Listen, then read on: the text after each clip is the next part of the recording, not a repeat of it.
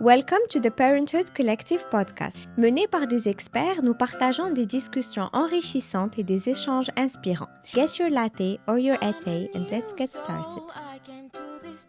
Mom guilt is real. Là, toutes les mamans souffrent de culpabilité. Si elle est à la maison, elle se sent mal. Peut-être que je devrais être plus active, peut-être que je devrais travailler, je suis plus assez ambitieuse. Si elle travaille, elle est coupable parce qu'elle n'est pas avec bébé à la maison. Est-ce qu'il va bien, est-ce qu'il va pas bien? Et il y a aussi cette pression de vouloir have it all. C'est-à-dire, on veut tout faire à la fois. On veut être de superbes professionnels au travail, on veut être de superbes mamans à la maison. Et si on est moins que ce all, on sent qu'on n'est pas assez. Donc, il y a aussi la pression sociale, il y a aussi le jugement parfois social. C'est très difficile émotionnellement pour les mamans. Parle-nous un peu plus de ça. Est-ce que tu peux nous donner des outils et des conseils pour pouvoir être plus épanouie en tant que maman et pourquoi pas aussi être épanouie professionnellement? Bien sûr, et je suis très heureuse d'être sur ce panel aujourd'hui pour parler de ce sujet en particulier. Est-ce que vous m'entendez? Oui? Est-ce que vous êtes tous encore réveillés? Oui? Bon. Donc merci je suis vraiment contente de parler de ce sujet en particulier parce qu'il me tient vraiment à cœur. Je suis moi-même maman de 2 petits garçons de 4 ans et 6 ans. Et dans mes accompagnements en tant que coach, j'accompagne au quotidien des femmes, des mamans qui ont cette culpabilité-là, qui essayent de trouver un équilibre, que ce soit l'équilibre entre le travail, la famille, etc. Beaucoup de pression qui est là. Et ce qui ressort de par mon expérience professionnelle et personnelle, c'est que la maternité, c'est à la fois la plus belle chose qui puisse nous arriver, mais c'est aussi le plus gros défi d'une vie. C'est un tsunami qu'on vit, qui est très compliqué. Et ajouter à ça, aujourd'hui, dans le monde dans lequel on vit, dans l'ère où on est, dans la société aussi où l'on est, les femmes n'ont jamais eu autant de pression sur leurs épaules. On doit être parfaite partout, on doit performer sur tous les plans, que ce soit en tant que maman, on doit allaiter le plus longtemps possible, on doit accoucher naturellement, on doit prendre soin de notre corps, être fit, faire du sport, retourner au travail rapidement, être une bonne épouse, une bonne hôte à la maison. Et en fait, c'est une pression qui est juste énorme, une charge mentale. Et malheureusement, de par notre conditionnement, notre éducation, etc., on lie de manière inconsciente, la bonne élève qui est en nous, lie de manière inconsciente notre valeur à ce qu'on fait. Est-ce qu'on est assez bonne en tant que maman? Est-ce qu'on performe assez au travail? Et comme c'est impossible, ça a un impact sur la valeur qu'on pense valoir. Ça crée une énorme charge mentale. On essaye d'être partout, on culpabilise. La culpabilité, moi, je pense que c'est un sentiment qui naît avec la maternité. Et ce serait mentir que de dire qu'on peut ne plus culpabiliser à titre de maman. C'est quelque chose qui va nous poursuivre toute notre vie. Mais l'idée, c'est comment diminuer le volume de cette culpabilité petit à petit pour vivre plus sereinement et être beaucoup plus aligné. Et donc aujourd'hui, si je peux vous donner quelques petits tips ou pistes de réflexion qui pourraient vous aider dans votre maternité, je serais très contente. Et j'ai 4 pistes dont j'aimerais vous parler aujourd'hui. La première risque probablement de vous décevoir. C'est que cet équilibre dont on parle, cet équilibre entre notre vie personnelle, professionnelle, etc., n'existe pas. Et peut-être que vous vous attendiez à des conseils de ma part à ce niveau-là, mais ça n'existe pas. C'est une invention de la société. Et plus on s'accroche à ça, et plus on s'épuise, et ça n'existe pas. Donc ça, c'est la première chose.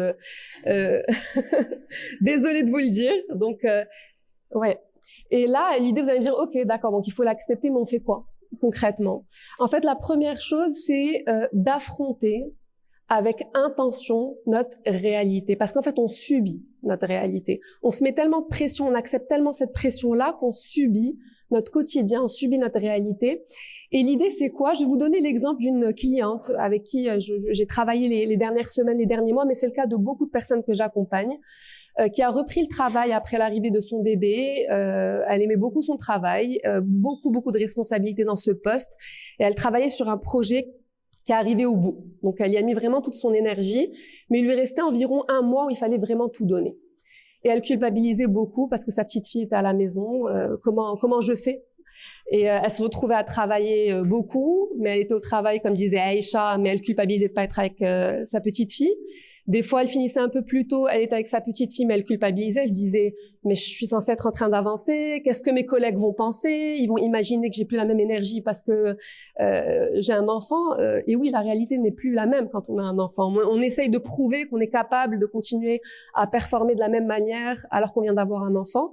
Et donc, ce qu'on a fait avec elle, quand je parle d'intention, de ne pas subir notre réalité, c'est qu'on a pris le temps de s'asseoir, et c'est ce que je vous conseille de faire régulièrement, une fois par semaine, de vous asseoir avec vous-même et de regarder un peu ce qui vous attend les semaines à venir. Et ce qu'elle a réalisé, c'est que voilà, pendant les 3-4 prochaines semaines, ce projet était important pour elle, et elle mettait l'intention de mettre son travail en priorité pendant ces quelques semaines. Et donc, elle acceptait par conséquent de passer un peu moins de temps avec sa petite fille. Elle sait que plus tard, dans 3-4 semaines, elle aura beaucoup plus d'énergie à mettre pour sa fille, pour ses amis, etc. Mais que pendant 3-4 semaines, elle était OK, elle ne subissait pas le fait de faire de sa carrière sa priorité. Donc, c'est important de reprendre le contrôle, de ne pas subir, de mettre de l'intention dans nos choix, de ne pas les subir. Ce qui m'amène aussi à vous dire que quand on est... en fait, il y a deux ressources qui sont essentielles chez tous les êtres humains. C'est notre temps et notre énergie, et ça l'est encore plus quand on devient maman, parce qu'on a beaucoup moins de temps et on a beaucoup moins d'énergie. Donc, c'est important de l'utiliser avec intention. Et donc de s'asseoir de manière régulière avec soi-même et de mettre de l'intention dans tout ce qu'on fait. La troisième chose, et on en a parlé aussi un petit peu, plusieurs intervenantes en ont parlé, c'est que faire de soi sa priorité, c'est pas égoïste. C'est ce qu'on nous fait croire depuis la nuit des temps, mais c'est le fait de faire passer son travail, sa famille et tout le reste en priorité qui est égoïste. C'est ça qui est égoïste. Pourquoi? Parce que quand on se nourrit, nous, en priorité, on se met ce masque à oxygène en priorité, on remplit notre verre d'énergie et on redonne beaucoup mieux et beaucoup plus sainement aux autres. Et ça m'amène à ce point d'avoir ce que j'appelle des points d'ancrage, des piliers dans notre vie de maman. Et ces piliers, c'est quoi? C'est des choses qui nous nourrissent et qui doivent être des non négociables, qui sont là dans notre quotidien, on planifie notre semaine en mettant nos non négociables, nos piliers, nos ancrages, et tout le reste tourne autour. Moi, personnellement, ces points d'ancrage, c'est quoi? C'est mon sport. Mon sport, c'est ce qui me permet de me nourrir. Même quand c'est un peu compliqué dans la vie, au niveau du travail, au niveau de la famille, etc., même quand le bateau tangue, j'ai ces points d'ancrage qui me nourrissent et je les planifie avant mes séances de coaching, avant mes obligations familiales. C'est quelque chose qui ne bouge pas et que je vous invite vraiment à avoir et à intégrer dans votre quotidien. Et faire de soi sa priorité, c'est voilà aussi prendre conscience que s'écouter, que notre temps est précieux, et c'est aussi apprendre à dire non, fixer nos limites. On peut pas être là partout. C'est une pression qu'on se met. Je sais pas qui a du mal à dire non aujourd'hui. Je sais pas.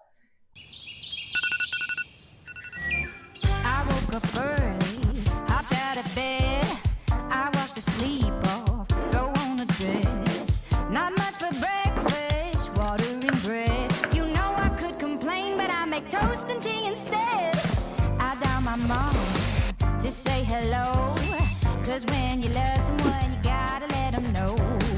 I'm feeling grateful for living life. Looking at, turn up the music. I wanna dance. Gather my friends around. Come on, let's make a plan. We'll bring the good times. You bring the food.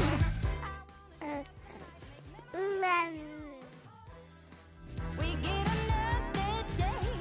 Les proches, mais ça dépend. Il y a des personnes, c'est les proches. Il y en a d'autres, c'est peut-être des personnes qu'on connaît un peu moins. Mais je pense que les femmes ont du mal à dire non parce qu'on a envie d'être. Ben justement, oui, et justement, c'est qu'on n'a pas besoin de se justifier. Donc, je vais vous donner un petit conseil aux personnes qui ont du mal à dire non. Et le oui sort avant même qu'on réfléchisse. Il sort de manière quasi automatique. C'est de prendre quelques minutes. C'est de dire à la personne, laisse-moi réfléchir, je reviendrai vers toi un peu plus tard. Et de prendre ce petit sas de décompression pour se dire, est-ce que j'ai l'énergie? Est-ce que j'ai le temps? Est-ce que je veux faire ça? Et revenir vers la personne pour utiliser notre temps, notre énergie avec un peu plus d'intention. Et l'autre chose, la quatrième, c'est si quelqu'un de notre entourage nous parlait comme on peut parfois se parler à nous-mêmes, on l'aurait éjecté de notre vie depuis longtemps. Donc c'est cette idée d'apprendre à se parler avec beaucoup plus de bienveillance, parce que on est notre plus grand tyran, et ben il est à l'intérieur de nous. Et c'est ce tyran intérieur qui va être bon partout, qui a des attentes impossibles, qui fait que notre culpabilité augmente et qui la nourrit énormément. Et je voulais vous partager quelque chose ce qui m'est arrivé ce matin de manière personnelle. Je sortais donc de la maison pour venir ici et j'ai mon petit garçon de 6 ans qui m'a dit « Maman, tu vas où ?» Je lui ai expliqué, je vais à une conférence. Il m'a dit « J'en ai marre de ton travail, on est samedi, j'ai envie que tu passes cette journée avec moi. » Et donc, si j'avais pas travaillé sur moi, si j'avais pas cette conscience, si j'avais pas mis de l'intention dans ce que je faisais, j'aurais pu culpabiliser. Donc, je lui ai expliqué pourquoi je faisais ça, que c'était important pour moi, que c'était un métier qui me nourrissait, mais que je l'aimais aussi très fort et que j'allais le retrouver à la fin de la journée pour passer un moment avec lui. Et je crois que c'est Rim qui le disait tout à l'heure, c'est que on a cet idéal qu'il faut être tout le temps présent pour nos enfants, à l'heure du dîner, à l'heure du bain, on doit leur raconter une histoire si on n'est pas une bonne maman.